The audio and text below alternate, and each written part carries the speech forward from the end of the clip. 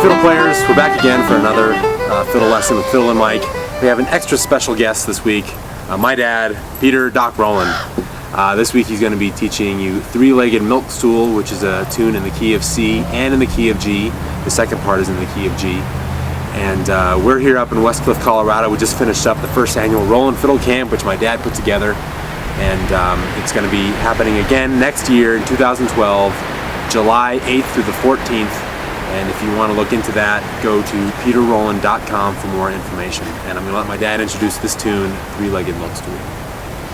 Three-Legged Milk Stool is a tune that I learned in the late 70s, around 1977, from one of the founders of the Arizona Old Time Fiddlers Association. His name was Hiram Brakefield. Here we go.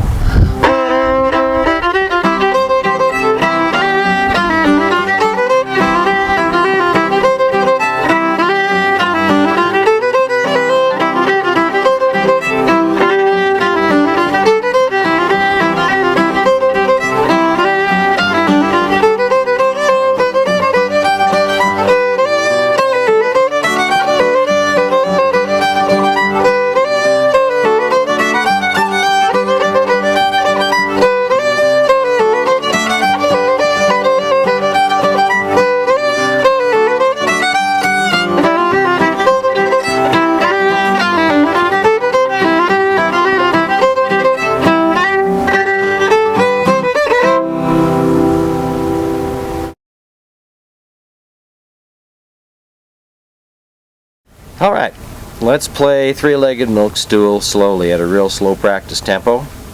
I've got my metronome here. Keep me honest, it's really hard to play slowly and keep a perfect rhythm. That's my crutch. When you're practicing it, I recommend that you play with the metronome to keep your strokes even.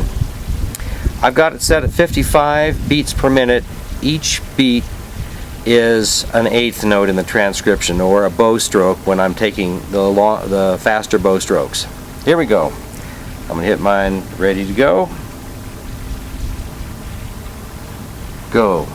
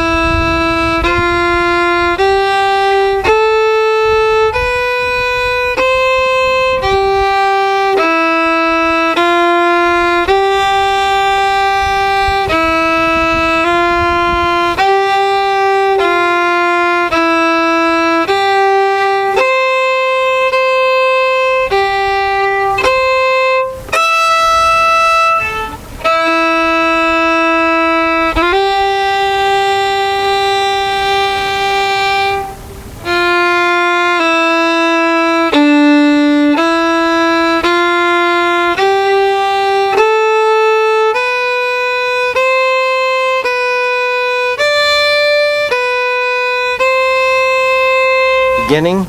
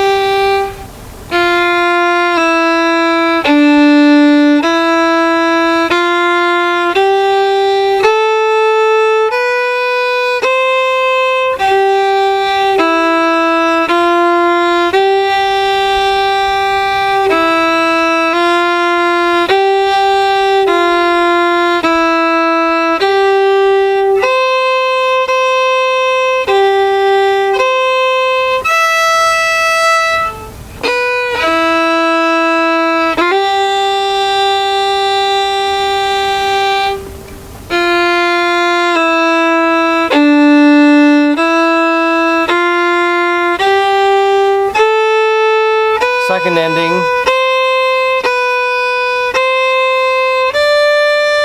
Now the key of G.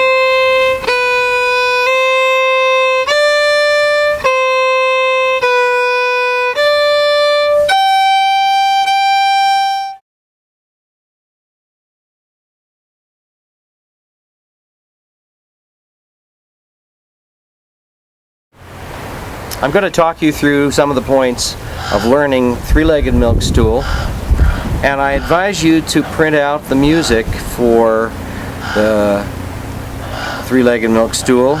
If you're a subscriber to fiddlingmike.com, you can do this for free. It will be helpful as I go along and explain points for you to be looking at the music. Now, this is a very simple tune in the sense that it's made up of some very basic building blocks and a lot of repetition. And furthermore, what makes it easy to learn is that usually in a fiddle tune you have an A part and a different B part.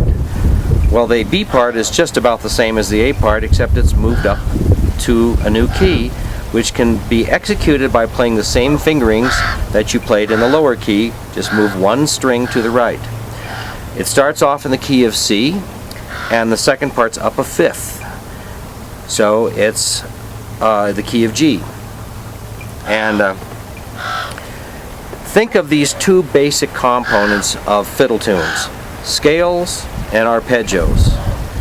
Scales are just linear notes, one after the other: do, re, mi, fa, sol, la, ti, do, etc.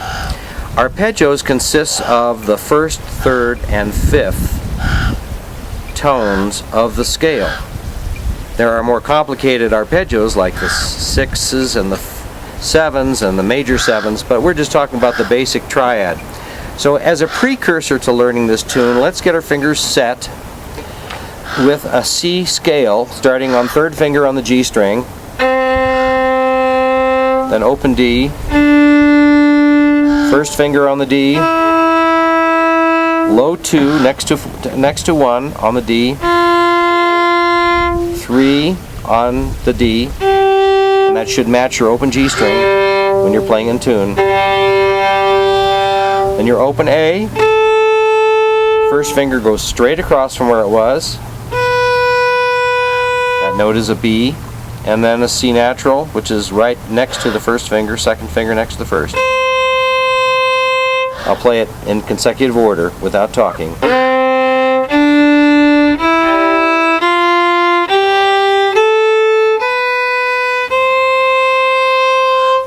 And if you continue it up as we do in the tune, up to a few more notes, the next note would be a 3 on A, matching the open D string. Open E. That's all we need for now. Now the C arpeggio would be the third finger on the G string. That note's a C. First finger on the D string. That's an E. Third finger straight across to the D string. Second finger low on the A string. Spelling those notes, it's C, E, G, keg. And what's our favorite thing to find in kegs? Well, use your imagination.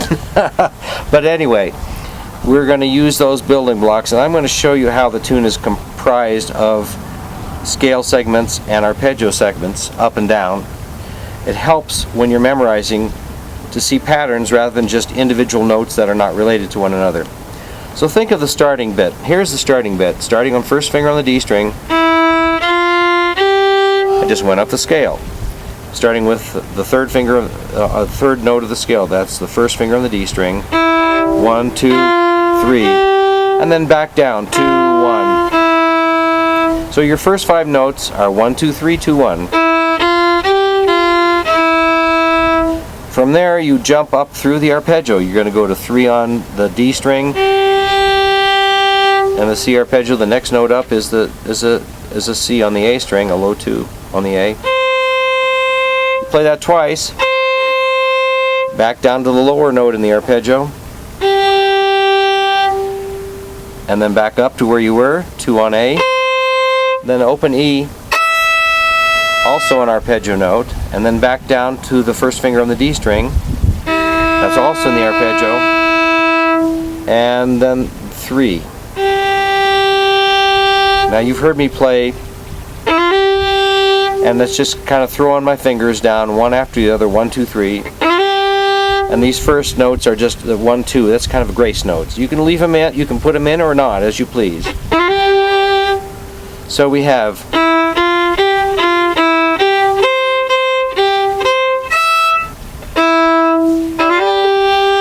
as our starting part of the tune. And by the way, arpeggios is an Italian word, and it simply means broken chord. The notes of the chord taken one at a time in a sequence. I'll do that one more time.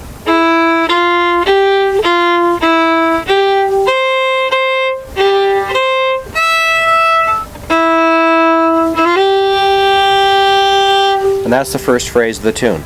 The next phrase of the tune goes one note down the scale.